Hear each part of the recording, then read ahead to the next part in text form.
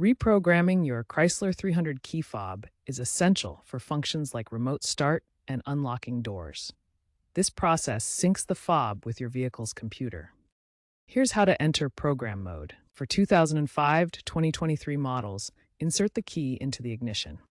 Cycle it between the off and run positions without starting the engine rapidly, about 2 to 3 times within 10 seconds.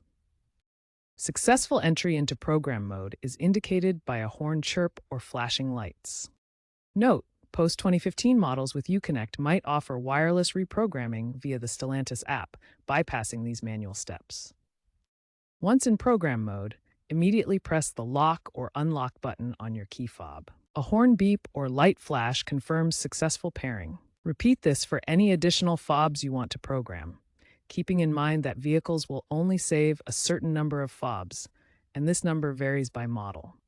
If pairing fails, ensure your fob battery is fresh, typically CR2032. If problems persist, especially on post-2015 models, a faulty BCM or the need for a dealership scan tool may be indicated. Pre-2010 models may require turning the key to start without cranking during the process. If using a pre-owned fob, ensure it is compatible with your car's frequency. Keep in mind that DIY reprogramming succeeds in 80 to 90% of cases.